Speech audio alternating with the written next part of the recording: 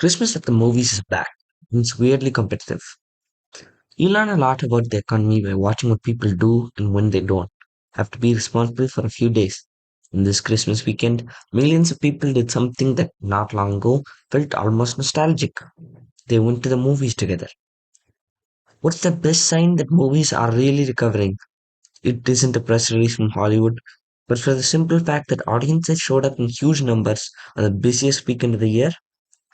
And what if the story of this weekend isn't just Avatar wins, but multiple movies wins with wildly different price points for wildly different audiences? And here's a big question. Is this what the box office looks like now? What does it mean for 2025? And when studios have to decide what to greenlight, what to cut, and what to gamble on. Welcome to Business Insights Daily. I'm your host, Sishan. Here's what happened. The domestic box office just had its best Christmas weekend since the pandemic, driven by a slate that hits different audiences all at once. At the center of it was James Cameron's Avatar: Fire and Ash, which earned $88 million of the 4-day holiday period in the US. Globally, the film's total is now at $760.4 million and is on pace to cross $1 billion marked by next weekend. But what's striking is what's happening around Avatar. A24's Marty Supreme opened $27.1 billion, which is described as a big first weekend record for the studio. And Zootopia 2, a Thanksgiving holdover, crossed $1.4 billion worldwide, reminding everybody that animated franchises don't just open big, they can hold big. Why Christmas matters. Christmas isn't just another weekend. It's a Super Bowl of going out entertainment. People are off work, families are together, and decision making is complicated. You need something that works for different ages, different tastes, and different attention spans. That's why Christmas box office is a powerful signal.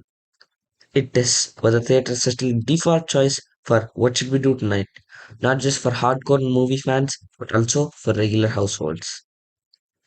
This year's weekend, as described, suggests something important. The theatrical business may be stabilizing into a new pattern where few mega fans pull the huge crowds, and smaller, sharper movies can still break through if they feel like an event. Three movies, three business models. Let's talk about what these films represent because each one is basically a different business strategy. Avatar Fire and Ash, the must see machine. Avatar Fire and Ash pulled $88 million domestically over 4 days. It's a reminder that some franchises operate like global infrastructure. When a camera and Avatar movie hits, it's not just a film release, it's a worldwide consumer movement.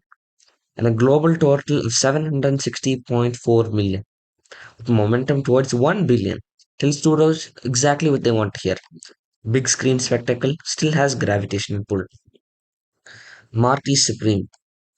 A24 Marty Supreme opened at 27.1 million, and doing it as an art house brand is the weekend's most interesting curveball.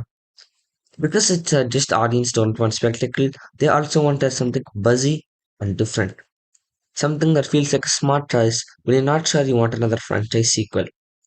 For 2024, the record opening weekend changes the conversation. It strengthens the argument that smaller studios can build real world box office events. They cultivate taste, talent, and timing. And Zootopia 2, the long run winner. There is Zootopia 2 already crossing $1.4 billion after opening around Thanksgiving. It's not just a number, it's a lesson in durability. Animated family films can behave like evergreen products. Families discover them late, watch them more than once, and keep them as safe default when everyone is tired and you just need a win. What exactly signals for 2026? So, what's the bigger takeaway? After these numbers hold up, the box office isn't just simply back, it's sorting itself into a sharper hierarchy. A small number of global tentpoles can still generate enormous revenue quickly.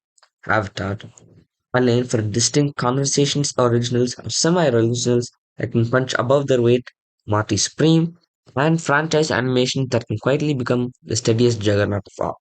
Zootopia 2. For studios, that creates pressure and clarity. Pressure is that mind budget generic movies may struggle unless they have a strong hook. The clarity is that audiences show up on a film feels like a reason to leave the house. And for theatre chains, a weekend like this is oxygen. It suggests the calendar can still create weeks that are big enough to anchor the business, even if the week to week reality is uneven. This Christmas weekend, at least by the figures in the prompt, looks like a reminder that the business movie isn't just about content, it's about ritual. It's about the shared decision of let's go. And maybe that's why weekends matter so much. Because when people choose theaters during a holiday, when staying home is easier than ever, it means the big screen is still competing as a social experience, not just a distribution channel. Thank you for listening to Business Insights Daily. Stay tuned for more in the world of business insights and technology. I'm your host, Shashank, and thank you very much.